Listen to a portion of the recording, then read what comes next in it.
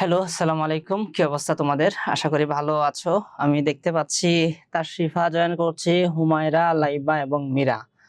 আমার কথা কি শোনা যায়? এবং তোমরা কি আমাদের যে বোর্ড যেটা আছে সেটা দেখতে পাচ্ছ কিনা? গতকালকের মতো একটা লেকচার শিট শেয়ার দিয়েছি। ওইটা একটু দেখতে পাও কিনা একটু জানাও তো। আমার মনে হয় একটু গোলাটে দেখাচ্ছে। তোমরা একটু বলো তো ঠিকমতো দেখা যায় কিনা নাকি গোলাটে দেখাচ্ছে? আচ্ছা, আমার কথা কি শুনতে পাচ্ছ সবাই? আচ্ছা, দেখা যায় না। হ্যাঁ, দেখা যায় না। ঠিক আছে।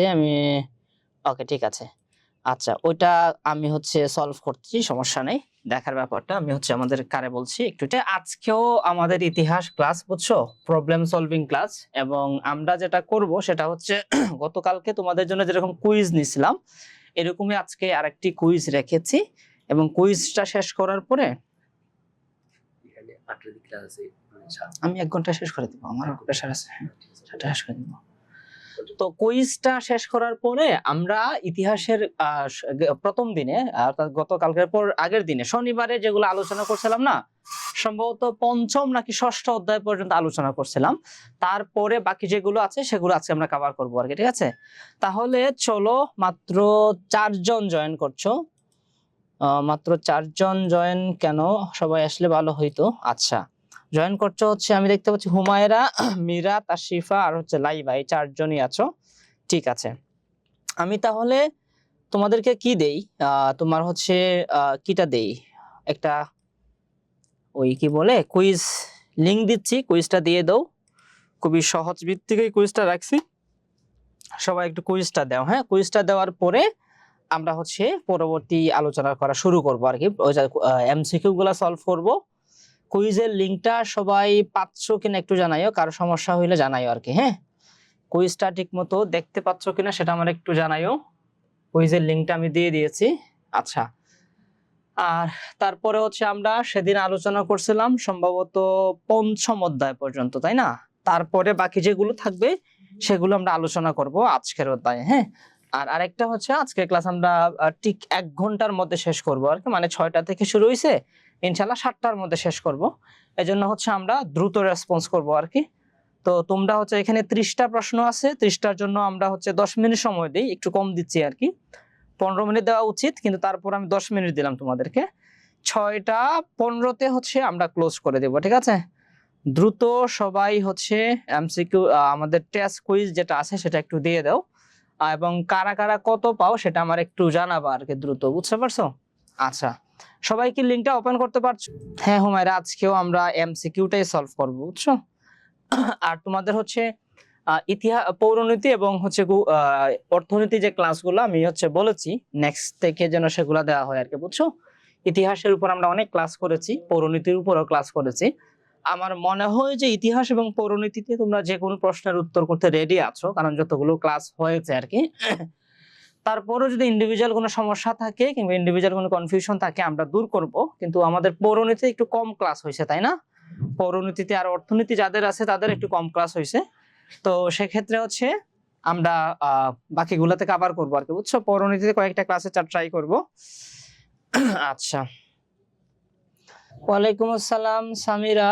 আমি কুইজের লিংক দিয়েছি, তুমি কি সেটা পেয়েছো? না পেয়ে থাকলে আমি আবার দিচ্ছি, কুইজটা দ্রুত দিয়ে দাও। হ্যাঁ, এই যে তোমাকে ইনবক্সে দিচ্ছি, কুইজটা দ্রুত দিয়ে দাও। তারপরে আমরা ইতিহাসের, আমরা সেদিন আলোচনা করছিলাম সম্ভবত পঞ্চম অধ্যায় পর্যন্ত। সেই পঞ্চম অধ্যায়ের পর থেকে আজকে আমরা শুরু করব আর কি, বুঝছো? প্রথম অধ্যায় ছিল ইতিহাসের প্রাথমিক বিষয়, দ্বিতীয় অধ্যায়ে আসে বোধহয় বিশ্ব সভ্যতা, ওই দ্বিতীয় অধ্যায়। এই যে এখানে আমাদের দ্বিতীয় অধ্যায় আসে বিশ্ব সভ্যতা। তো বিশ্ব সভ্যতা নিয়ে আমরা আলোচনা করছি ওই দিনে। তারপরে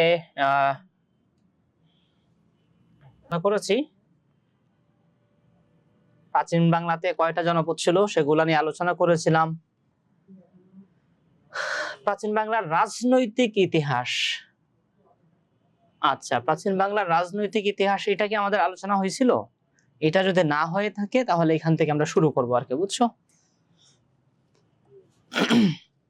আচ্ছা, তোমাদের 9 হয়ে গেছে, দ্রুত কুইজটা দিয়ে দাও। যাদের শেষ হয়ে যায় তারা জানাইও, আর স্কোর গুলা জানাবা, কে কত পাচ্ছ, বুঝছো?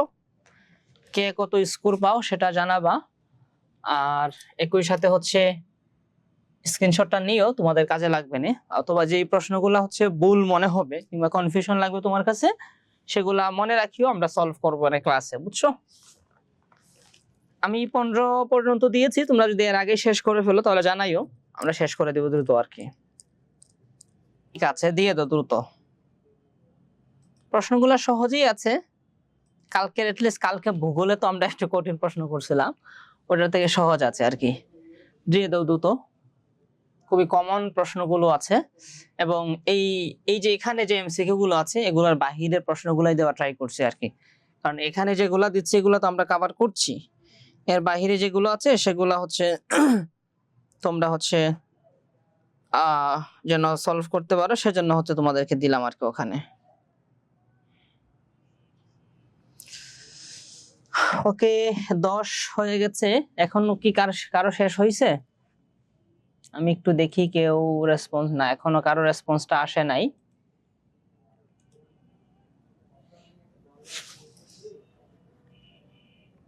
প্রথম যে প্রশ্নটা আছে, ইতিহাস কোন ভাষা থেকে এসেছে? ইতিহাস মানে হচ্ছে তোমার ইতিহাসের ইংরেজিতে শব্দ ওটা আর কি, বুঝছো? হিস্টোরিক যেটা ওটা আর কি। ঐতিহাসিক তথ্য যাচাই করতে কোনটি সবচেয়ে গুরুত্বপূর্ণ? এটাও হচ্ছে আছে ঐতিহাসিকদের মতামত, প্রত্নতাত্ত্বিক নিদর্শন, উপন্যাস, গল্প। এটা বোধহয় আমরা ওই ক্লাসে প্রথম দিনে ক্লাসে সলভ করছিলাম, তাই না? তারপরে ইতিহাস অধ্যায়ের উদ্দেশ্য কি? ভবিষ্যৎ জানা, অতীত জানা, বর্তমান সম্পর্কে বোঝা। তারপরে বিনোদন পাওয়া। সহজেই আছে এগুলা, অধিকাংশই আমাদের আলোচনা থেকে চলে আসছে, বা আমরা কাছাকাছি টপিকে আলোচনা করেছি, যার কারণে ওখান থেকে আমরা উত্তর দিতে পারবো, বুঝছো? সহজেই আছে আশা করি। আচ্ছা, 15 হয়ে গেছে, সাবমিট করে দাও দ্রুত। 5 জনেরটাই পেয়ে গেছি, হুমায়রা, সামিরা, তারপরে হচ্ছে তাশরিফারটাও পাইছি। হ্যাঁ, আচ্ছা, 5 জনের রেসপন্সই পাইছি। আচ্ছা, এখন কে কত পাইছো একটু বলো দ্রুত। আচ্ছা, 5 জনের মধ্যে 3 জনে হচ্ছে ইতিহাস শব্দটি কোন ভাষা থেকে এসেছে, গ্রিক ভাষা দিয়েছে। 3 জনেরটাই কারেক্ট হয়েছে। 2 জনে বোধহয় ইংরেজি দিয়েছে, তাদেরটা কিন্তু আসলে হয় নাই। হ্যাঁ, ওই যে আমি বলছিলাম যে ইতিহাসের ইংরেজি হচ্ছে কি হিস্ট্রি, এবং হিস্ট্রি কিন্তু হিস্টোরিক থেকে এসেছে। ওই যে ওই শব্দটা হচ্ছে গ্রিক আর কি, মানে গ্রিক থেকে মূলত ইতিহাসের উৎপত্তি লাভ করছে, বুঝছো? আর এখানে ইতিহাসের ইংরেজ শব্দ হচ্ছে কি হিস্টোরি, বুঝতে পারছো? এই জন্য ইংরেজি হবে না, এটা গ্রিক হবে। 2 নম্বর প্রশ্ন ছিল ঐতিহাসিক তথ্য যাচাই করতে কোনটি সবচেয়ে বেশি গ্রহণযোগ্য, গুরুত্বপূর্ণ?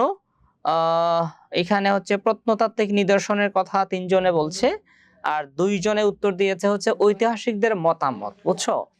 ঐতিহাসিকদের মতামত যখন আমরা হচ্ছে কি করব, বুঝছো? আমি কি প্রশ্নগুলাকে যেগুলা তোমরা আনসার করছো এগুলাও কি দেখাবো একটু স্ক্রিনে? বলো তো, বোর্ডে কি দেখাবো সেগুলাও? আচ্ছা, দেখি আমি একটু পারি কিনা সেটা একটু দেখাইতে, তোমাদের হয়তো ভালো হইতে পারে।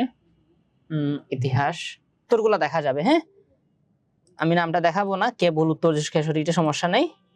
ওকে, লাইবা হচ্ছে 10 মানে হচ্ছে 30-এর মাঝে 10।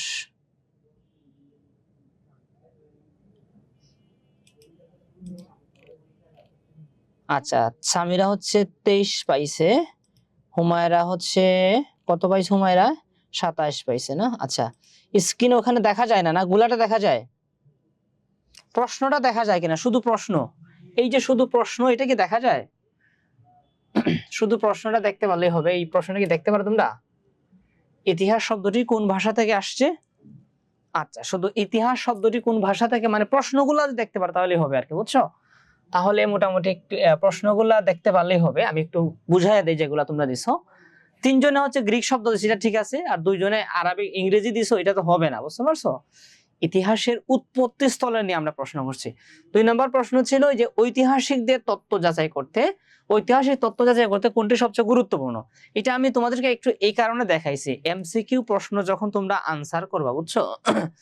এমসিকিউ তে মূলত দেখা যাবে এমনও সময় আসবে যে 4টা প্রশ্ন থাকবে না, দেখা যাবে 4টাই কমন মনে হচ্ছে বা 4টাই রাইট আনসার মনে হচ্ছে, কিন্তু তোমাকে জাস্ট একটা সিলেক্ট করতে হবে। এটা কেন হয় জানো? ওই সময় হচ্ছে তোমাকে বলা হয় যে এই চারটার মধ্যে সবচেয়ে বেশি সঠিক যেটা সেটা তোমাকে দিতে হবে, বুঝতে পারছো? যেমন ধরো ঐতিহাসিকদের মতামত যেটা দিয়েছো তোমরা, এটা কিন্তু ভুল উত্তর না, এটা কিন্তু ঠিক আছে। কিন্তু আমাদের আরেকটা এর থেকে বেটার অপশন আছে, সেটা কি? প্রত্নতাত্ত্বিক নিদর্শন। এমন ইতিহাস যদি হয় যে যেখানে আসলে কোনো হচ্ছে মানুষের মতামত নাই, কোনো মানুষ সেটা সাক্ষী না, কোনো ইতিহাসবিদ সেখানে নাই, কিংবা ঐতিহাসিক ব্যক্তিত্ব ওখানে নাই, তাহলে আমরা কি করব? তখন আমাদের একমাত্র ভরসা হচ্ছে প্রত্নতাত্ত্বিক নিদর্শন, বুঝতে পারছো? অর্থাৎ বিভিন্ন ডকুমেন্ট হইতে পারে, বিভিন্ন হচ্ছে স্থাপত্য হইতে পারে, এই ধরনের যে বিষয়গুলা। এজন্য ইতিহাসের সবচেয়ে গুরুত্বপূর্ণ উপাদান হচ্ছে এই প্রত্নতাত্ত্বিক নিদর্শন, বুঝতে পারছো? এবং হচ্ছে ওই যে প্রাগৈতিহাসিক আমরা যুগের ইতিহাসগুলো জানি না, কিংবা ধরো যে পিরামিড বলো বা আরো যে বিভিন্ন সভ্যতার ইতিহাসগুলো আমরা পড়ে আসছি না, এগুলা মূলত এই প্রত্নতত্ত্ব থেকেই বের করে নিয়ে আসছে, বুঝাইতে পারছি? এজন্য যারা হচ্ছে কনফিউজড হয়েছিল যে ঐতিহাসিকদের মতামত এখান থেকেও তো ইতিহাস নেওয়া হয়, এটা সত্য আছে, কিন্তু এর থেকে বেটার অপশন এখানে আছে প্রত্নতত্ত্ব। এরকম যে কোনো এমসিকিউতে এরকম থাকতে পারে, এজন্য আমি তোমাদেরকে এটা দেখাচ্ছি এখানে, বুঝছো? তো সিমিলার কাছাকাছি প্রশ্নের উত্তর থাকলে তোমার উচিত হবে যেটা সবচেয়ে বেশি সেটা তোমার এখানে উত্তর করতে হবে। ক্লিয়ার বিষয়টা, বুঝছো? যারা হচ্ছে ঐতিহাসিকদের মতামত দিছিল তারাও বুঝো, এবং শুধু এখানে না, অন্যান্য ক্ষেত্রে এটাও হইতে পারে, বুঝছো? অন্যান্য যে কোনো প্রশ্নের ক্ষেত্রেও এগুলা হইতে পারে। ওই সময় আমরা যেটা সবচেয়ে বেশি সঠিক সেই উত্তরটাই বা কাছাকাছি যেটা সেটাই দিব আর কি। ইতিহাস অধ্যয়নের উদ্দেশ্য হলো, এটা সবাই হ্যাঁ সবাই রাইট আনসার দিছো, তাহলে আমি এটা কিছু বলছি না। আচ্ছা, এইটা হচ্ছে অনেক কনফিউশনে দেখা যাইতেছে, মানে মানব সভ্যতার সূচনা কোথায় হয়েছিল, এখানে মাত্র একজনে কি রাইট আনসার দিছে? হ্যাঁ, একজনের রাইট আনসার দিছে হচ্ছে আফ্রিকা। হ্যাঁ, আচ্ছা, মানব সভ্যতার সূচনা কোথায় হয়েছিল আর কি। আচ্ছা, এটা নিয়ে তাহলে আমরা ডিটেলসে একটু আলোচনা করবো না, যেহেতু অনেক ভুল এখানে আছে। আচ্ছা, তারপরে তুমি আসো যে প্রাচীন সভ্যতাগুলোর মধ্যে কোনটি সর্বপ্রথম? আচ্ছা, মিশরীয় সভ্যতা। আচ্ছা, এখানের মধ্যে সবচেয়ে প্রথম কোনটা আর কি, সেটা হচ্ছে মিশরীয় সভ্যতা। কিন্তু অনেকেই দেখা যাচ্ছে সিন্ধু সভ্যতা দিছো, আবার বেবিলনীয় সভ্যতা। বেবিলন তো হওয়ার কথা না, সিন্ধু হওয়ার কথা না, মিশরীয় সভ্যতাটাই আর কি। আমরা যে নদীভিত্তিক সভ্যতাগুলো পড়ছিলাম না, মেসোপটেমীয় সভ্যতা, তারপরে কিন্তু মিশরীয় সভ্যতা। এখানে যদি তোমার হচ্ছে মেসোপটেমীয় থাকতো, তাহলে কিন্তু মেসোপটেমিয়াটা সঠিক উত্তর হইতো, বুঝতে পারছো? অর্থাৎ এখানের মধ্যে যে অপশনগুলো আছে এগুলোর মধ্যে কোনটা সবচেয়ে প্রাচীন, সেটা হচ্ছে মিশরীয় সভ্যতা, বুঝছো? আচ্ছা, তারপরে তুমি আসো যে চাকা আবিষ্কার করেছিলেন কারা? সুমেরীয়রা। এটাও তো জানার কথা, দেখা যেত এটা আমি জানা নাই। সিন্ধু সভ্যতার প্রাধান্যগড় ছিল মহেঞ্জোদারো। হ্যাঁ, এটা এটা তো ভুল হওয়ার কথা না। আরে বাবা, মিশর হবে কেন? এটা এটা বলতো।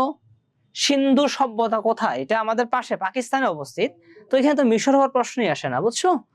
মিশর হওয়ার প্রশ্নই আসে না। মিশর তো সেই অন্যদিকে, আর পাকিস্তান, এই সিন্ধু সভ্যতা হচ্ছে পাকিস্তানের সিন্ধু নদীর তীরে ছিল, বুঝতে পারছো? তো সিন্ধু যারা কয়জনে দিছো? দুইজনে দিয়ে দিছো, এটা তো হওয়ারই কথা ছিল না। আচ্ছা, মহেঞ্জোদারো। আচ্ছা, তারপরে হচ্ছে সিন্ধু সভ্যতার পতনের কারণ বন্যা, ভূমিকম্প।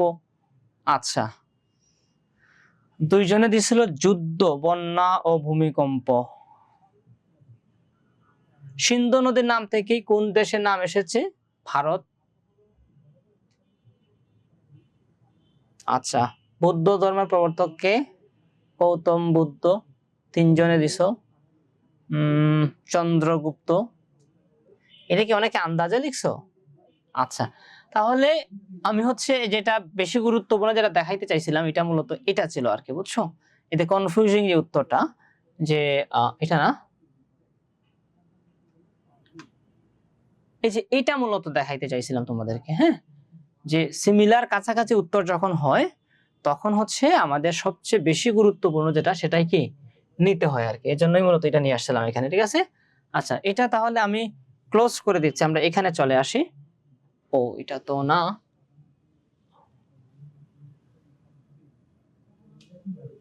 ওকে, ঠিক আছে। তাহলে দেখলাম হচ্ছে 27 পাইছে কয়েকজনে, আরবি পাইছে 10। মানে 10 কেন? অনেক ভুল হয়েছে তাহলে তোমার। সামিরা পাইছিল হচ্ছে 23, ঠিক আছে, আর হুমায়রা পাইছিল 27। তিনটা হয় নাই। আচ্ছা, কোন তিনটা হয় নাই? আচ্ছা, যেগুলো হয় নাই আমরা দেখে নিব আর কি পরে, হ্যাঁ। আচ্ছা, এখন চলো তাহলে আমরা লাস্টের অধ্যায় থেকে আলোচনা করি, উল্টা দিকে আলোচনা করে করে যাবো আর কি, বুঝছো, যতটুকু আমরা যেতে পারি। আমরা প্রথমে আসি 69-এর লাস্টের অধ্যায় থেকে যাব নাকি মাঝখান থেকে আসবো বলো তো? স্পেসিফিক কোন অধ্যায় আছে যেটা তোমাদের মনে হয় যে বেশি দেখার দরকার, একটু বলো তো। প্রথম দিনে তো আমরা মানে 3টা না 4টা অধ্যায় কভার করছিলাম, আজকে হচ্ছে হয়তো 3-4টা অধ্যায় কভার করবো আরো। কিন্তু তোমরা স্পেসিফিকলি কোন অধ্যায়ের নাম বলবা কিনা যে স্যার এটা করাইলে ভালো হয় বেশি? চ্যাপ্টার 10-এ বোধ হয় আসে কত কি আছে দেখি, 11 আছে ভাষা আন্দোলন, স্বাধীনতা, ওই যে তোমার ব্রিটিশ, এই যে ইংরেজ শাসনামলে বাংলা স্বাধিকার আন্দোলন, এটা নিয়ে হচ্ছে আমরা একটু দেখব। ওকে, ইংরেজ শাসনামলে বাংলার স্বাধিকার আন্দোলন। আচ্ছা, প্রথম প্রশ্ন হচ্ছে যে বাংলার ইংরেজ শাসন আমলে বাংলার স্বাধিকার আন্দোলন বলতে কি বোঝায়, ওইটা আমি তোমাদের একটু বলে নেই। ধরো 1757 সালে পলাশীর যুদ্ধে যখন হচ্ছে নবাব সিরাজউদ্দৌলা পরাজিত হইলেন, কিন্তু পরাজিত হওয়ার পরও কোনো প্রতিবাদ হয় নাই, কিন্তু শুরুতে কোনো প্রতিবাদ হয় নাই, কিন্তু মানুষের মধ্যে একটা চাপা ক্ষোভ ছিল, মানুষ এই ইংরেজদেরকে মেনে নিতে চায় নাই। এইটা বুঝতে পারছিল তারা, যার কারণেই হচ্ছে তারা বিভিন্ন সময় আমাদের মধ্য থেকে কি করেছে, তোমার জমিদার বের করেছে, আমাদের মধ্য থেকে তাদের কিছু উচ্ছিষ্টভোগীরা বের করেছে, এই ক্ষুদ্র কিছু মানুষ নিজেদের স্বার্থের জন্য এই জাতিকে শোষণ করেছে। এইভাবেই হচ্ছে ইংরেজরা টিকে ছিল। কিন্তু এর পরেও ধীরে ধীরে বিভিন্ন ইংরেজদেরকে প্রতিহত করার জন্য, ইংরেজদেরকে বিতাড়িত করার জন্য, কিংবা ইংরেজদের যে জুলুম অত্যাচার বা শোষণ ছিল এগুলার বিরুদ্ধে অনেক আন্দোলন হয়েছে। আমরা পড়েছি এর আগে সিপাহী আন্দোলন হয়েছে, আমরা ফরাজি আন্দোলন হয়েছে, নীল বিদ্রোহ হয়েছে, তারপরে হচ্ছে ওই যে তিতুমিরের বাঁশের কেল্লার আন্দোলন হয়েছে, তারপরে হচ্ছে আরো আছে না ওই যে অস্ত্রাগার লুণ্ঠন করছিল তোমার হচ্ছে প্রীতিলতা ওয়াদ্দেদার সহ, এরকম অনেকেই আন্দোলন করেছেন, ঠিক আছে। তাহলে ওই ইংরেজদেরকে বিতাড়িত করার জন্য যে আন্দোলনগুলা হয়েছিল, ওই আন্দোলনগুলা মূলত আমরা এই 10 অধ্যায়ে দেখবো। প্রথম দেখো, প্রশ্নটা হচ্ছে যে বাংলার স্বাধীনতা আন্দোলনের সূচনা ঘটে কোন কারণে? প্রথমটা হচ্ছে ধর্মীয় সংঘাত, 2 নম্বরটা হচ্ছে রাজনৈতিক শোষণ ও আর্থিক নিপীড়ন, সাহিত্যিক আন্দোলন, কৃষি উৎপাদনে বৃদ্ধির জন্য। কোন কারণে, অর্থাৎ বাংলাদেশে বিভিন্ন স্বাধীনতা আন্দোলন হইলো সেগুলো মূলত কোন কারণে হয়েছিল আর কি, সেটা কি উত্তর দিবা বলতো?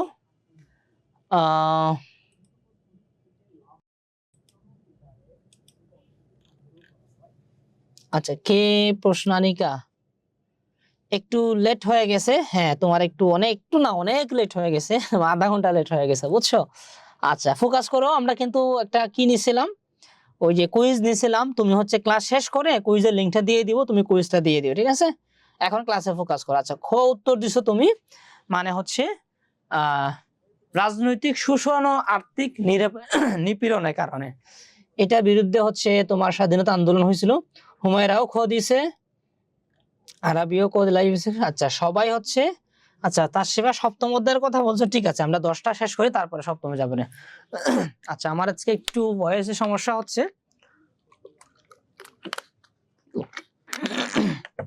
তাহলে তোমাদের কথা হচ্ছে এইটা হচ্ছে আমাদের ক নাম্বার উত্তর, রাজনৈতিক শোষণ ও আর্থিক নিপীড়ন, ঠিক আছে। আমরা জানি যে ইংরেজরা যখন ক্ষমতা দখল করলো, বিভিন্ন পায়তারা করে, তারপরেই তারা মূলত কি করছে, শোষণ শুরু করছে, রাজস্ব নিছে, কৃষকদের হচ্ছে অধিকার হরণ করছে, কৃষকরা যেন কৃষিকাজ উৎপাদন করতে না পারে সেটা করছে, আমাদের দেশীয় যত বাণিজ্য ছিল, যত শিল্প ছিল, সেগুলো ধ্বংস করছে, তাই না। তো এইভাবে হচ্ছে তারা আর্থিক নিপীড়ন করছে, রাজনৈতিক শোষণও তারা করছে, ঠিক আছে। এই যে ইংরেজ জমিদারদের শোষণের বিরুদ্ধে স্থানীয় জনগণ কি করছে, এই জমিদার যারা, এরা কিন্তু মূলত আমাদের মধ্যে থেকে ছিল, এরা তো ইংরেজ ছিল না, বুঝতে পারছো। আমাদের মধ্যে থেকে কিছু, প্রত্যেকটা এলাকায় কিছু মাতব্বর থাকে না, এদেরকে ম্যানেজ করে এদের মাধ্যমে মূলত ইংরেজরা শাসন করতো, ঠিক আছে। আচ্ছা, 2 নাম্বার প্রশ্ন হলো যে 1800 থেকে 1900 শতকের গুরুত্বপূর্ণ কৃষক আন্দোলন কোথায় সংঘটিত হয়েছিল? একটা হচ্ছে নদিয়া, 2 নম্বর হচ্ছে ফরিদপুর ও বাগেরহাট, 3 নম্বর হচ্ছে সোনারগাঁও চট্টগ্রাম, 4 নম্বর হচ্ছে কলকাতা। অর্থাৎ 1800 থেকে 19 শতকের গুরুত্বপূর্ণ যে কৃষক আন্দোলন ছিল, 1800 বুঝছো মানে 18 অর্থাৎ 1700 সালের পর থেকে আর কি, 1757 তো তোমার হচ্ছে ওরা ক্ষমতা দখলটাই করলো। এরপরে 1900 সালের আগ পর্যন্ত আর কি যে কৃষক বিন্দু কোথায় হয়েছিল? আচ্ছা, হুমায়রা খ উত্তর দিছে, খ মানে হচ্ছে ফরিদপুর ও বাগেরহাট। খ, সবাই খয়ের পক্ষে, ঠিক আছে। তাহলে আমরা দেখে নেই। ওকে, ফরিদপুর ও বাগেরহাট অঞ্চলে কৃষকরা জমিদারি শোষণ ও কর বৃদ্ধির বিরুদ্ধে বিক্ষোভ চালা, মানে এটা হচ্ছে আমাদের এই অরিজিনাল বাংলাদেশে হয়েছিল আর কি। 3 নম্বর প্রশ্নে তুমি আসো।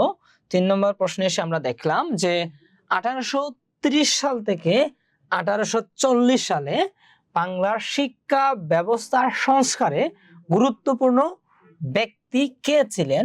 ঈশ্বরচন্দ্র বিদ্যাসাগর, রামমোহন রায়, তিতুমির, রবীন্দ্রনাথ ঠাকুর। কে ছিলেন বলতো? ক মানে ঈশ্বরচন্দ্র বিদ্যাসাগরের কথা আনিকা বলছে, বাকিরা কি বলবা? হুমায়রাও হচ্ছে ক বললো, আরবি হচ্ছে খ বললো, মানে রাজা রামমোহন রায়ের কথা বলছে। রামমোহন রায় বোধহয় হচ্ছে উনি ওই যে নারী অধিকার নিয়ে অনেক কাজ করছিলেন আর কি, ওই যে তার শিবাও ক বলছে। রাজা রামমোহন রায় হচ্ছে ওই যে তোমার কি সতীদাহ প্রথা যেটা ছিল ওইটা নিয়ে কাজ করছিলেন আর কি। আচ্ছা, শিক্ষা নিয়ে কাজ করছেন মূলত রামমোহন রায়, ঠিক আছে, এখানে রামমোহন রায়ের কথাই আছে। রামমোহন রায় হচ্ছে তোমার শিক্ষার পাশাপাশি, শিক্ষা না, উনি মূলত হচ্ছে একটা এই যে আমাদের মধ্যে থেকে একটা মধ্যবিত্ত শ্রেণী, সচেতন শ্রেণীকে জাগরণ করতে চাইছিলেন আর কি। ও, রামমোহন রায় কিন্তু একটা বিদ্যালয় প্রতিষ্ঠা করছিলেন, এটা নাম মনে আছে তোমাদের? উনি একটা সোসাইটি, মহামেডান না কি নামে একটা সোসাইটি প্রতিষ্ঠা করছিলেন। এটার মাধ্যমে কি শিক্ষা বিস্তার লাভ করছিল মূলত আর কি, বুঝছো? আর একই সাথে রামমোহন রায় নারী অধিকার নিয়ে কাজ করছিলেন। এই যে দেখো, শিক্ষা সংস্কার, সামাজিক উন্নয়ন, নারী শিক্ষায় গুরুত্বপূর্ণ ভূমিকা পালন করছেন রামমোহন রায়। তারপরে তুমি আসো 4 নাম্বার প্রশ্নে, যে দেবনারায়ণ লস্কর কোন আন্দোলনের সঙ্গে পরিচিত? কৃষক আন্দোলন, শিক্ষার আন্দোলন, সম্রাটের বিরুদ্ধে প্রতিরোধ, তারপর হচ্ছে শ্রমিক আন্দোলন। দেবনারায়ণ লস্কর কোন আন্দোলনের সাথে পরিচিত ছিলেন? হ্যাঁ, হুমায়রা বলছে অ্যাংলো হিন্দু স্কুল, এটা প্রতিষ্ঠা করছিল রামমোহন রায়, ঠিক আছে হুমায়রা, থ্যাংক ইউ। আচ্ছা, এগুলো কি হোয়াটসঅ্যাপে দিবেন? লেকচার শিটটা তো দিয়েছিলাম, এই লেকচার শিটটা তোমাদের গত পরশুদিন শনিবারে ক্লাস করে দিছিলাম এটা। আচ্ছা, আজকে যদি আবার লাগে দিব না, সমস্যা নেই, তোমরা ক্লাস শেষ করে নক দিও আর কি, আমি দিব না আবার। আচ্ছা আচ্ছা, এটা উত্তরটা দাও সবাই। এটার উত্তর কি হবে? গ, শ্রমিক আন্দোলন। আচ্ছা আচ্ছা, গ বলছে শ্রমিক আন্দোলন। দেবনারায়ণ লস্কর কোন আন্দোলনের সাথে? শ্রমিক আন্দোলন। কৃষক আন্দোলনের কথা বলা হচ্ছে যে দেবনারায়ণ লস্কর স্থানীয় কৃষক আন্দোলন সংগঠিত করেন। কৃষক ইংরেজ শাসন ও জমিদারের বিরুদ্ধে তিনি শোষণের বিরুদ্ধে কি করেন? আন্দোলন করেন। ওই যে হচ্ছে কৃষকদের বিভিন্ন, যেমন ধরো আমাদের কৃষকদের মধ্যে নীল চাষিরা বেশি ছিল, তারপর হচ্ছে রেগুলার কৃষক যারা, তারাও ছিল। তো এদের যারা কৃষকরা তো অনেক পরিশ্রম করে যে অর্থটা তারা উপার্জন করে কিংবা যে উৎপাদন করে, সেটা দেখা যেত কি জমিদারদের কাছে সবকিছু দিয়ে দেওয়া হইতো। তো এই কৃষকদেরকে এক জায়গায় জড়ো করে এই দেবনারায়ণ লস্কর কি আন্দোলন করছিলেন, ঠিক আছে। তারপরে 5 নম্বর প্রশ্নে আসো, যে 18 শতকে বাংলায় স্বাধিকার আন্দোলনের প্রধান লক্ষ্যমাত্রা ছিল কি? যে ইংরেজদের রাজস্ব সংগ্রহে বাধা দেওয়া। 2 নম্বর ছিল ইংরেজদের কৃষকদের অধিকার নিশ্চিত করা। 3 নম্বর ছিল শিক্ষা ব্যবস্থার উন্নয়ন করা। 4 নম্বর হচ্ছে উপরের সবগুলোই। কি বলতো? বিভিন্ন আন্দোলন যেগুলো হয়েছিল কি কারণে হয়েছিল? ওকে, আরবি খ এর কথা বলছে, আর আনিকা বলছে গ হবে, মানে উপরে সবগুলাই হবে। হুমায়রা ক এর কথা বলছে। আচ্ছা, হ্যাঁ, কৃষকদের অধিকার নিশ্চিতের জন্য তো আন্দোলন করছি। ইংরেজের সবগুলাই হওয়ার কথা আর কি, বুঝছো? কারণ এগুলার বিরুদ্ধে, হ্যাঁ, আন্দোলনের মূল লক্ষ্য ছিল রাজনৈতিক শোষণ প্রতিহত করা, কৃষকদের অধিকার নিশ্চিত করা এবং শিক্ষা সংস্কারের প্রসার ঘটানো, বুঝছো? মানে ওরা হচ্ছে আমাদের এদেশে কিছু শিক্ষা ব্যবস্থা চালু করেছে, যেমন ধরো ইংরেজি শিক্ষার প্রসার তারা ঘটিয়েছে, আরো কিছু শিক্ষার প্রসারটা তারা ঘটাইয়েছে। কিন্তু এইটার মূল লক্ষ্য ছিল কি, তাদের মতো করে একটা জেনারেশন তৈরি করা, বুঝতে পারছো? অর্থাৎ তাদের যে হচ্ছে বিশ্বাস, তাদের যে কৃষ্টি কালচার, এইরকম একটা জাতি তৈরি করার জন্য কি করছিল, তারা একটা শিক্ষা ব্যবস্থা চালু করেছিল। হ্যাঁ, তো এজন্য হচ্ছে আমাদের শিক্ষা সংস্কারটার জন্য অনেক গুরুত্বপূর্ণ ছিল আর কি। বিশেষ করে হচ্ছে আমাদের এই উপমহাদেশের মানুষ যারা ছিল, বিশেষ করে বাংলার মানুষ, তারা হচ্ছে ধার্মিক ছিল। মুসলিম যারা, তারা যেরকম হচ্ছে ইসলাম ধর্মে ভালো বিশ্বাসী ছিল বা বিশ্বাস অনুভূতি ছিল, একই সাথে হিন্দু ধর্মে বিশ্বাসী যারা ছিল, তারাও কি ধর্মে বিশ্বাসী ছিল। তো যার কারণে ইংরেজদের যে ছোটখাটো কিছু শিক্ষা ব্যবস্থা ছিল, এখানে মূলত কি ছিল, এই যে এই দেশের তোমার ধরো একটা মূল্যবোধ আছে না, ধর্মীয় মূল্যবোধ, সেই ধর্মীয় মূল্যবোধের সাংঘর্ষিক ছিল আর কি। যার কারণে শিক্ষা সংস্কার নিয়েও একটা উদ্দেশ্য ছিল সবগুলো আন্দোলনের পিছনে, ঠিক আছে? তারপরে তুমি 6 নাম্বার প্রশ্নটা দেখো, যে বাংলার প্রথম রাজনৈতিক দল বা গোষ্ঠী হিসেবে পরিচিত ছিল কোনটা? ব্রাহ্ম সমাজ, তিতুমির বাহিনী, মিত্র সমাজ, কৃষক আন্দোলন সংগঠন, কোনটা বলো তো? কোনটা হবে? আচ্ছা, আমি কি তোমাদের বোর্ডটাকে একবারে কি করে ঘুরে ফেলে কিনা আবার দেখা যায় তো ঠিক মতো? আচ্ছা, 5 নাম্বার 6 নাম্বারের উত্তরটা দাও। ক এর কথা বলছে আনিকা, মানে ব্রাহ্ম সমাজ। আচ্ছা, খ এর কথা বলছে সবাই। আচ্ছা, ক, সবাই ক বলতেছে, ব্রাহ্ম সমাজ। আচ্ছা, ব্রাহ্ম সমাজ ওরা হচ্ছে মূলত কি এক ধরনের হচ্ছে কি ছিল আর কি, মূলত তোমার কি বলো ওইটারে, ওই হচ্ছে ধর্মীয় ছিল আর কি। তারা মূলত ব্রাহ্ম ধর্মে যারা, তারা ছিল। কিন্তু হচ্ছে তিতুমিরের বিদ্রোহ যেটা, ওইটা তার একটা বাহিনী ছিল। এখানে বলা আছে মিত্র সমাজ। প্রথমটা হচ্ছে সামাজিক এবং রাজনৈতিক, তো বুঝো রাজনৈতিক বলতে যারা রাজনীতিক সচেতন কিংবা হচ্ছে শাসকদেরকে অ্যাটাক করে, এই ধরনের সংগঠন আর কি। তো এটা হচ্ছে মিত্র সমাজ, বুঝতে পারছো? কৃষক আন্দোলন আন্দোলন হয়েছে, কিন্তু রাজনীতি ভাবে কি হয় নাই, তারা অংশ ওইরকম ঐক্যবদ্ধ হয় নাই। কিন্তু মিত্র সমাজ যেটা, তারা সামাজিক ও রাজনৈতিক সচেতনতা বৃদ্ধির মাধ্যমে স্বাধিকার আন্দোলনে ভূমিকা তারা রাখছিল, বুঝতে পারছো? যেমন ধরো কৃষক আন্দোলন শুধু নিজেদের অধিকারের জন্য আন্দোলন, তারপরে ধরো হচ্ছে আরো যে আন্দোলনগুলো ছিল।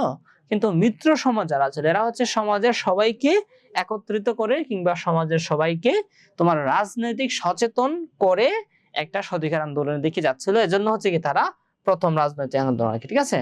তারপরে তুমি আসো যে ইংরেজ শাসনের বিরুদ্ধে শিক্ষা ব্যবস্থা সংস্কারের মূল লক্ষ্য ছিল মহিলা শিক্ষার প্রসার, মাদ্রাসার প্রসার, পল্লী শিক্ষার উন্নয়ন, উপরের সবগুলো। কোনটা বলতো উত্তর হবে? গ এর কথা বলছে। আচ্ছা, আনিকাও গ বলছে, তাশরিফাও ক এর কথা বলছে। 7 নাম্বারটা বলো গ। আচ্ছা, আমরা দেখি তাহলে। হ্যাঁ, উপরের সবগুলাই স্বাধিকার আন্দোলনের সঙ্গে শিক্ষার সংস্কার যুক্ত ছিল। সেখানে নারী ও পল্লী শিক্ষা প্রসারকে গুরুত্ব দেয়া হয়েছিল, ঠিক আছে? তারপরে তুমি 8 নাম্বার প্রশ্নে আসো, যে বাংলায় স্বাধিকার আন্দোলনের প্রভাব কোথায় সবচেয়ে বেশি দেখা যায়? কৃষি ও সামাজিক জীবন, শিল্প ও বাণিজ্য, তারপর হচ্ছে প্রশাসন এবং সৈন্যবাহিনী। এটা কোনটা ছিল? এটা হচ্ছে কৃষি এবং সামাজিক জীবন আর কি। কারণ হচ্ছে এই কৃষকরাই সবচেয়ে বেশি ক্ষতিগ্রস্ত হয়েছিল, বুঝছো? কারণ হচ্ছে কৃষকরা প্রথমত হচ্ছে তাদের নিজেরা ঠিক মতো হচ্ছে চাষ করতে পারতেছিল না। 2 নম্বর হয়েছে তাদের যাই তারা চাষ করতো, সেখান থেকে কি হইতো, তোমার হচ্ছে জমিদাররা হচ্ছে রাজস্ব নিয়ে যাইতো। যার কারণে কৃষকরা সবচেয়ে বেশি ক্ষতিগ্রস্ত, তারাই প্রথমে কি আন্দোলন গড়ে তুলছিল। 9 নম্বর প্রশ্ন হচ্ছে দেখো যে স্বাধিকার আন্দোলনের মাধ্যমে বাংলায় কি প্রতিষ্ঠিত হয়েছিল? শিক্ষা ব্যবস্থা, রাজনৈতিক সচেতনতা, শিল্পকলার উন্নয়ন, বন্দর ও বাণিজ্য। কি বলতো, এটা কি উত্তর হবে? ক। খ। আনিকা খ বলছে, মানে রাজনৈতিক সচেতনতা। হ্যাঁ, তাশরিফা তুমি হচ্ছে পরে উত্তর দাও। হ্যাঁ, আচ্ছা, হ্যাঁ, রাজনৈতিক সচেতনতাই হয়েছিল সঠিক আন্দোলনের মাধ্যমে। মানুষ ধীরে ধীরে ধীরে ধীরে কি রাজনৈতিক সচেতন হয়েছিল, একটা পর্যায়ে পরে এসে কি চূড়ান্ত বিজয় হয়েছিল। একইভাবে আমাদের হচ্ছে স্বাধীনতার পর সময়ে দেখছি আর কি, আমরা ধরো 1948 সালে যখন হচ্ছে আমরা পাকিস্তানের অন্তর্ভুক্ত হইলাম ভারত থেকে, তারপর থেকে কি হইলো যে আমাদের ওদের সাথে ঝামেলা বাঁধলো। ঝামেলা বাঁধার ফলে ওরা হচ্ছে প্রথমে আমাদের ভাষার উপর অ্যাটাক করলো, আমাদের অর্থনৈতিক শোষণ করা শুরু করলো, আমাদের বাজেট দিয়ে হচ্ছে বঞ্চনা করতে শুরু করলো। এরকম করার ফলে কি হইলো, মানুষ ধীরে ধীরে রাজনৈতিকভাবে সচেতন হইতে শুরু করছিল। একইভাবে হচ্ছে ইংরেজদের সময় কি হয়েছিল, এরকম রাজনৈতিকভাবে মানুষ সচেতন হওয়া শুরু করছিল। বুঝছো? আচ্ছা, লাস্ট প্রশ্ন আসা হচ্ছে 10 নম্বর প্রশ্ন যেটা আছে, দেখো যে স্বাধিকার আন্দোলনের দীর্ঘমেয়াদী ফলাফলটা আসলে কি ছিল। এক নাম্বার হচ্ছে ইংরেজ শাসনের অবসান, রাজনৈতিক ও সামাজিক সচেতনতা বৃদ্ধি, শিল্প ও বাণিজ্যের পতন, কৃষকরা স্বাধীন হয়। কোনটা বলতো, এটা কোনটা হবে? খ বলছে হুমায়রা, মানে রাজনৈতিক সচেতনতা। সবাই খ বলতেছে, আরবিও ক বললো, খ বলতেছে আনিকাও। আচ্ছা, সবাই খ। মনে হয় এটা ক হওয়ার কথা, ইংরেজ শাসনের অবসান। কারণ বলছে, দেখি আমরা উত্তরটা কি দেখি। ও, তোমাদেরটাই তাহলে সঠিক হইলো। রাজনৈতিক সচেতনতা ও স্বাধীনতা, রাজনৈতিক ও সামাজিক সচেতনতা বৃদ্ধি পাইছে। আন্দোলন হচ্ছে সরাসরি ইংরেজ শাসন শেষ করতে পারেনি, তবে সাধারণ জনগণের মধ্যে সচেতনতা ও সংগঠন বিকাশ করছিল আর কি। বুঝতে পারছো? এটা এরকম যে হচ্ছে ছোট ছোট যে আন্দোলন গুলা হয়েছে, দেখা গেছে অনেকগুলো আন্দোলনকে কি করছে ইংরেজরা দমিয়ে ফেলেছে, কিংবা হচ্ছে আন্দোলন করা যারা করেছে তাদের ভয়াবহ পরিণতি হয়েছে, অনেকের জীবন দিতে হয়েছে। কিন্তু তারপরও মানুষের মধ্যে কি একটা দীর্ঘমেয়াদী রাজনৈতিক ও সামাজিক সচেতনতা তৈরি করছিল আর কি। হ্যাঁ, আচ্ছা, আমরা 10 নম্বর অধ্যায়টা দেখলাম। তারপরে হচ্ছে 7 নম্বর অধ্যায়ের কথা মনে হয় হচ্ছে কি বলছিল, তাশরিফা মনে হয় 7 নম্বর অধ্যায়ের কথা বলছিল। আমরা একটু 7 নম্বর অধ্যায়ে যাই।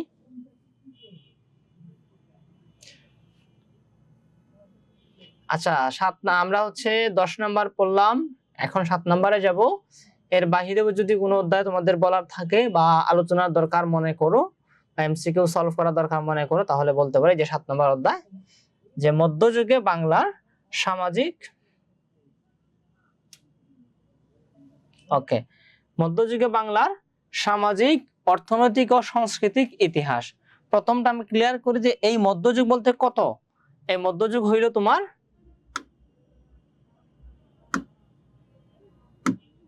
এই মধ্যযুগ বলতে হচ্ছে কত, 1200, কি ব্যাপার,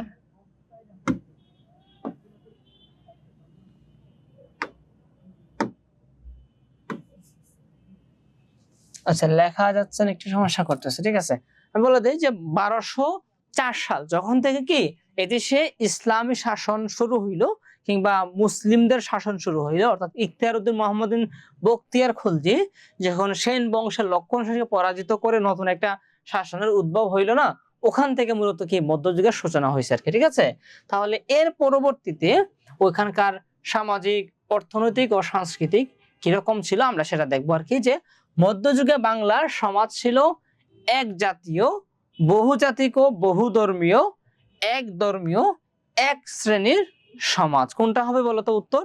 মধ্যযুগে খ বলছে হুমায়রা, মানে বহুজাতিক ও বহু ধর্মীয়।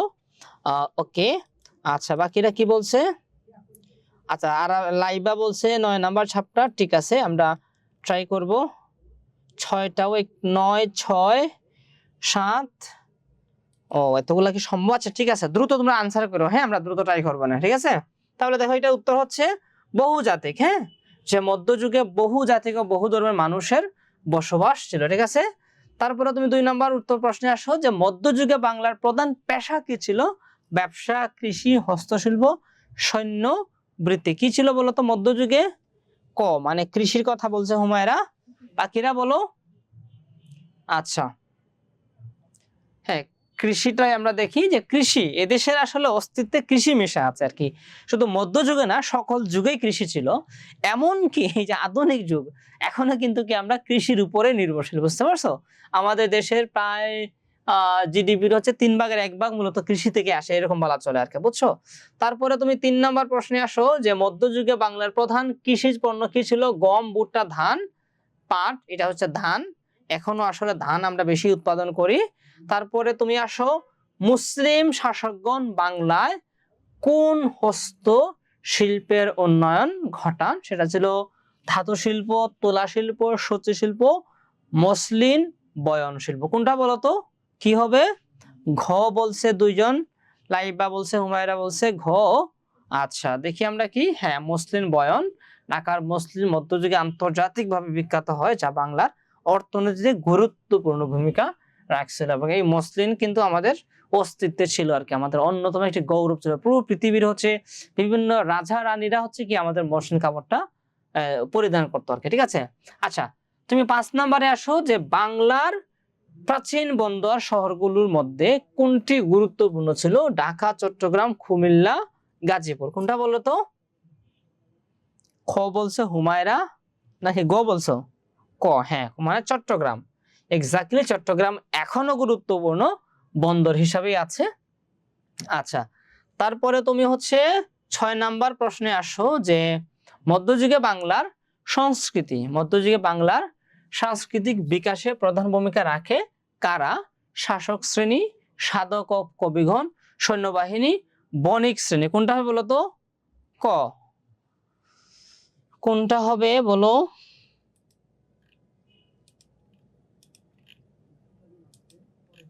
আচ্ছা, দেখি আমরা যে সাধক ও কবিগণ, হ্যাঁ, মধ্যযুগে হচ্ছে কবিদের হচ্ছে, কবি, শিক্ষাবিদ, এদের হচ্ছে খুব ভালো কি ছিল তোমার?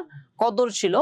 হ্যাঁ, একই সাথে সাধকরা হচ্ছে নির্বিঘ্নে তারা সাধনা করতে পারতো আর কি। হ্যাঁ, আচ্ছা, তারপরে হচ্ছে যে বাংলা সাহিত্যে মধ্যযুগের শ্রেষ্ঠ কীর্তি কোনটি? বাউল গান, মঙ্গল কাব্য, পালা গান, আধুনিক কবিতা। কোনটা বলো তো? এই যে মধ্যযুগে কোনটা? মঙ্গল কাব্যর কথা বলছে হুমায়রা, মানে ক। আর কেউ? আচ্ছা, আমরা দেখি এক্স্যাক্টলি মঙ্গল কাব্য। যে মঙ্গল কাব্য ছিল দেব দেবীর মহাত্মা গাথা বিষয়ক কাব্য, যা মধ্যযুগে বাংলা সাহিত্যে প্রধান ধারা ছিল আর কি। হ্যাঁ, আচ্ছা, তারপরে হচ্ছে 8 নাম্বার হচ্ছে বৈষ্ণব ধর্ম প্রচার আন্দোলনের প্রধান পুরুষ কে ছিলেন? চণ্ডীদাস, চৈতন্যদেব, বিদ্যাপতি, আলাউদ্দিন হুসেন শাহ। কে ছিলেন বলতো? বৈষ্ণব ধর্ম, আচ্ছা, আমরা দেখে নিই উত্তরটা। চৈতন্যদেব বৈষ্ণব ধর্ম প্রচার আন্দোলনের প্রধান পুরুষ ছিলেন আর কি। অর্থাৎ চৈতন্য এবং বৈষ্ণব দুইটা অঙ্গাঙ্গি ভাবে জড়িত, ঠিক আছে? আচ্ছা, তারপরে আসো যে চৈতন্যদেব প্রেম ভক্তির মাধ্যমে বৈষ্ণব ধর্ম প্রচার করে সামাজিক ঐক্যের বার্তা প্রদান করছেন আর কি। হ্যাঁ, আচ্ছা, এই যে 9 নম্বরে আসো যে মুসলিম শাসনের সময় বাংলার স্থাপত্যে কোন বৈশিষ্ট্য দেখা যায়? একটা হচ্ছে গথিক ধারা, গ্রিক ধারা, মুঘল ও স্থানীয় মিশ্রিত রূপ, রোমান ধারা। কোনটা বলতো? গ নাম্বারের কথা হুমায়রা বলছে, লাইবা বলছে, মানে হচ্ছে মুঘল ও স্থানীয় ধারা মিশ্রিত রূপ ছিল আর কি। ঠিক আছে, মুঘল ও স্থানীয়। হ্যাঁ, আচ্ছা, আমাদের লাস্ট প্রশ্ন হচ্ছে যেমন দেখো বাংলার মসজিদ, মাদ্রাসা, সমাধিগুলোতে মুঘল শৈলীর সাথে স্থানীয় স্থাপত্যের একটা সংমিশ্রণ দেখা যায়। 10 নম্বর এবং এই লাস্ট প্রশ্ন হচ্ছে কি যে উত্তর দেখা গেছে। ঠিক আছে, মধ্যযুগে বাংলার সমাজে ধর্মীয় সম্প্রীতির উদাহরণ কোথায় পাওয়া যায়? যুদ্ধক্ষেত্রে, বাজারে, সাহিত্য, সংস্কৃতিতে, প্রশাসনে। উত্তর হচ্ছে কি সাহিত্য ও সংস্কৃতিতে, বুঝতে পারছো? আচ্ছা, তারপরে হচ্ছে 6 এবং 9 নাম্বার অধ্যায়ের কথা বলছিলা। আচ্ছা, আমাদের হচ্ছে সময় খুবই কম, তারপরও ট্রাই করি। হ্যাঁ, 6 এবং 9, তাহলে আমরা প্রথমে 9 যাই, যেহেতু 10 থেকে আসলাম।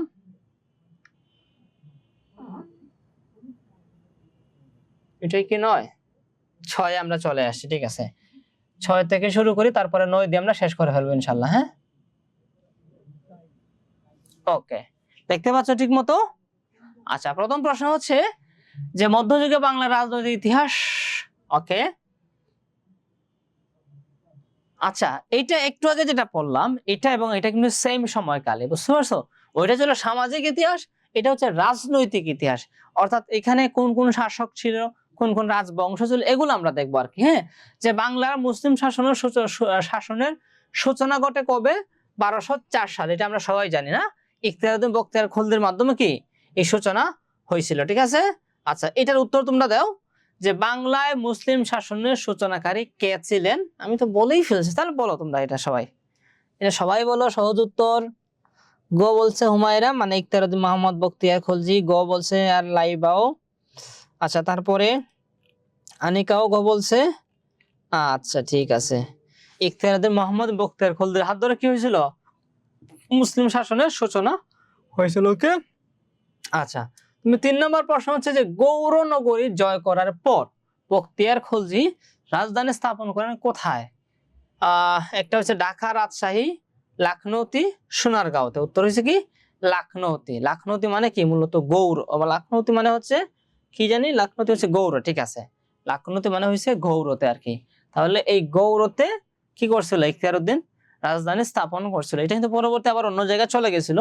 পরে আরেকজন ওই যে যিনি হচ্ছে তোমার হচ্ছে দিল্লির অধীন থেকে স্বাধীন করছিলেন, তিনি কি করছে আবার গৌরতে রাজধানী নিয়ে আসছিল, ঠিক আছে? তুমি 4 নম্বর প্রশ্নে আসলে উত্তর দাও যে বাংলায় স্বাধীন সুলতানদের শাসনামল শুরু হয় কবে? এটার উত্তর দাও। অর্থাৎ এর আগেও কিন্তু স্বাধীন হয়েছে, মানে বাংলায় তো মুসলিম শাসন ছিল, কিন্তু বাংলায় নিজস্ব স্বাধীনতা অর্থাৎ দিল্লির অধীনতা থেকে বের হয়ে স্বাধীন সুলতানি আমল কবে শুরু হয়েছিল? এটা উত্তর দাও। কে বলতে পারবা? ক এর কথা বলছে হুমায়রা, খ এর কথা বলছে আরব লাইবা, আচ্ছা তা ক এর কথা বলছে লাইবা, আর আনিকা বোধহয় কি বলছিল নাকি? আচ্ছা, আনিকা বলছে খ আর হুমায়রা বলছে ক। আচ্ছা, 1338 খ্রিস্টাব্দের কথা দুইজনে বলছে আর একজনে বলছে 1352, ঠিক আছে? আচ্ছা, আমরা একটু সামনে যাই। 1338 যে ফখরুদ্দিন মুবারক শাহ স্বাধীন সুলতান হিসাবে কি করেন? স্বাধীনতা শুরু করেন, শাসন শুরু করেন। এবং এই ফখরুদ্দিন মুবারক শাহী কি হই এই যে তোমার যে রাজধানী যেটা গৌরতে আবার নিয়ে আসছিল, বুঝতে পারছো? আচ্ছা, যে বাংলার প্রথম স্বাধীন সুলতান কে ছিলেন? গিয়াসউদ্দিন আজম শাহ, ফখরুদ্দিন মুবারক শাহ, আলাউদ্দিন হোসেন শাহ, শামসুদ্দিন ইলিয়াস শাহ। এটা তো আমরা একটু আগে দেখলাম এখানে যে মুবারক শাহ স্বাধীনতা যেহেতু নিয়ে আসছিল, ফখরুদ্দিন মুবারক শাহী হবে আর কি, ঠিক আছে? আচ্ছা, এটা উত্তর সহজ ছিল জন্য আমি বলে দিলাম। তুমি তারপরে আসো 6 নম্বর প্রশ্নে, দেখো যে বাংলার সর্বাধিক শক্তিশালী সুলতান কে ছিলেন? ইলিয়াস শাহ, আলাউদ্দিন, নাসিরউদ্দিন, গিয়াসউদ্দিন আজম শাহ। কে ছিলেন বলো তো? খ আলাউদ্দিন হোসেন শাহের কথা বলছে হচ্ছে 2 জনে, 3 জনে। আচ্ছা, তিনি সবচেয়ে কি ছিলেন? শক্তিশালী শাসক ছিলেন, ঠিক আছে?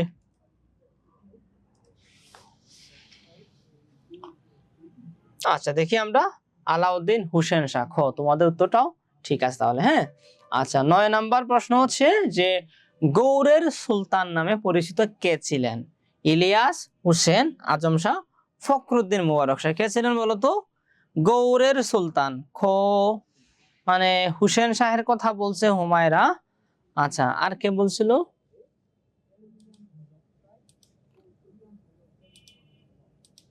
লাইবাও বলছে হোসেন শাহের কথা। আর আনিকা নাকি? হ্যাঁ, আনিকা বলছে হচ্ছে, সামিরা বলছে ক।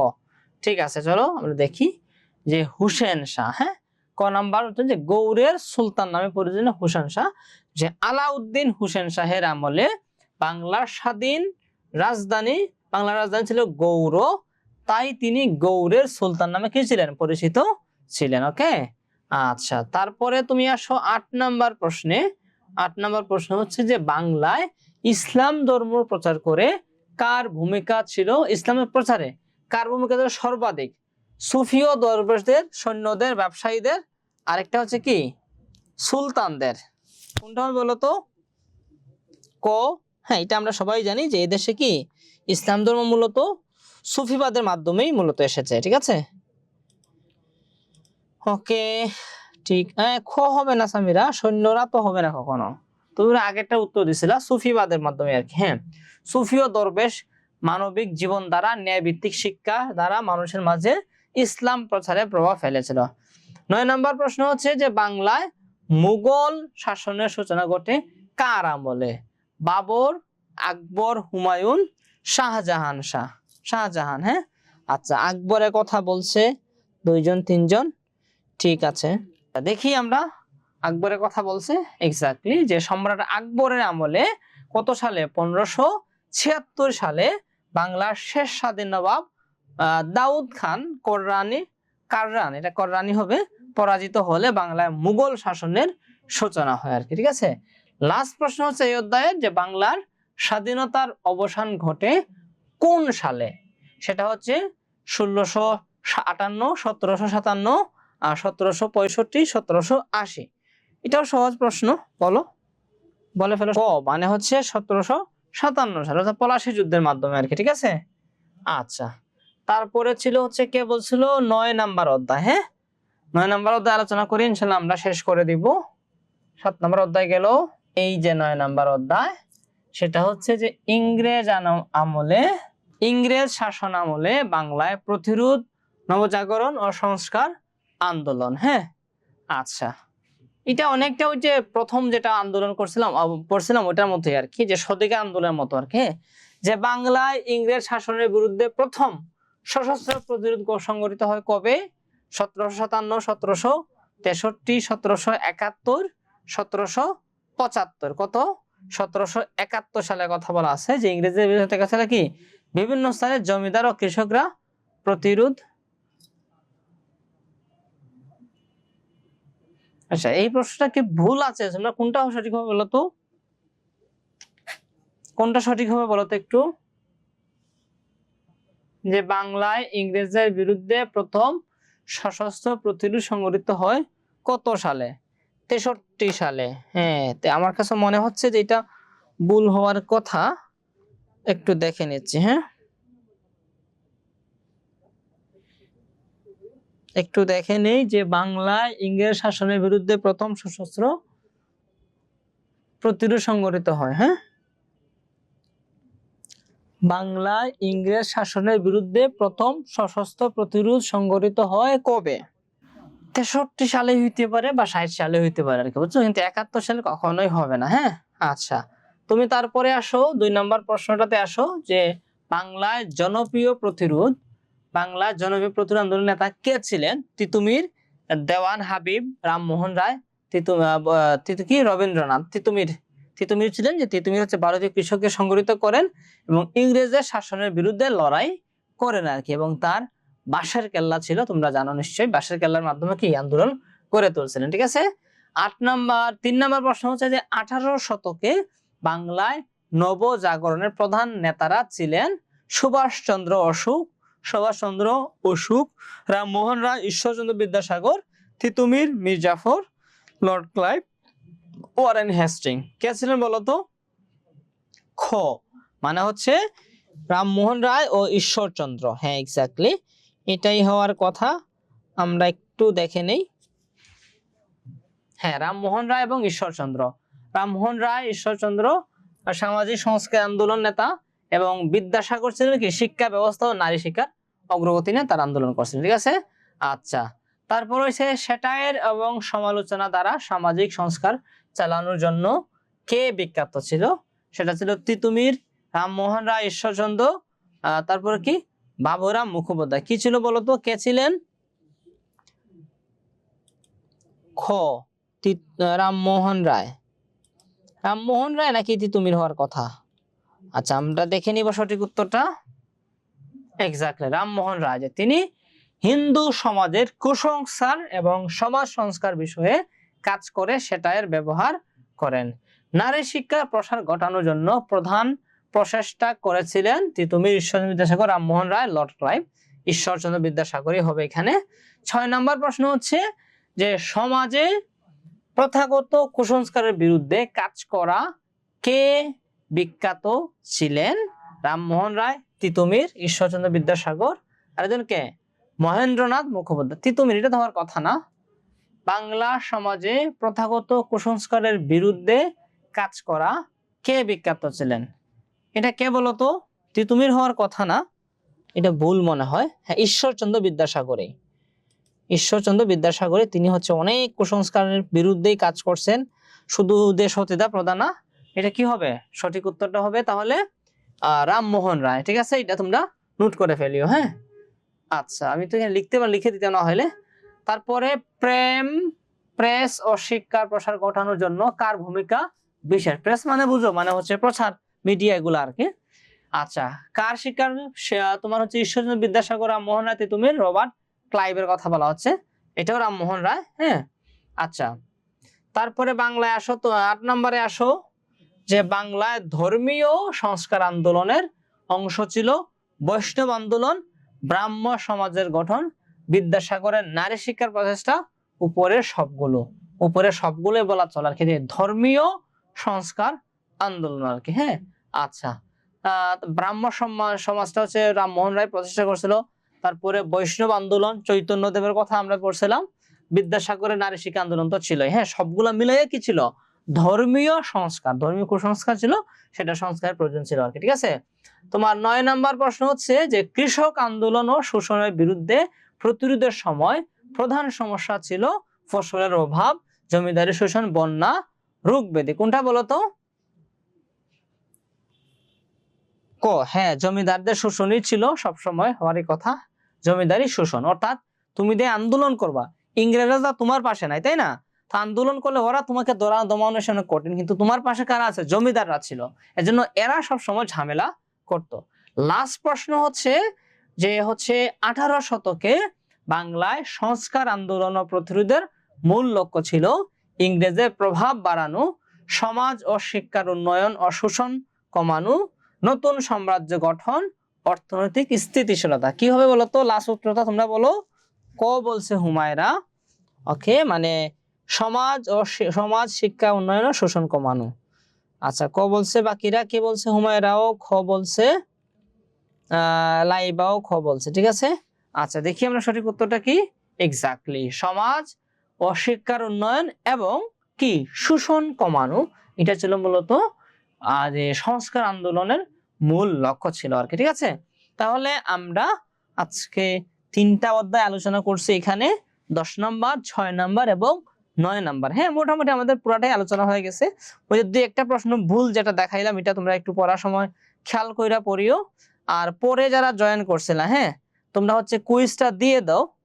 আমি আবার এখানে দিচ্ছি কুইজটা, বুঝছো?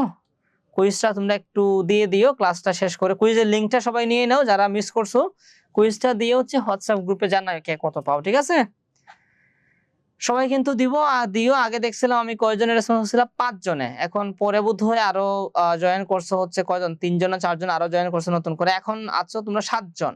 হ্যাঁ, 7 জন আছো। তো 2 জন নতুন করে জয়েন করছো, সম্ভবত তাবাসসুম আর আরেকজন কে জানি ছিল, সামিরা নাকি? সামিরা কি কুইজ দিছিলা? হ্যালো সামিরা, কুইজ দিছিলা তুমি? আচ্ছা, তাহলে কে 2 জন ছিল? হ্যাঁ, আনিকা হয়তো। আচ্ছা, আনিকা দিছিলা কুইজটা?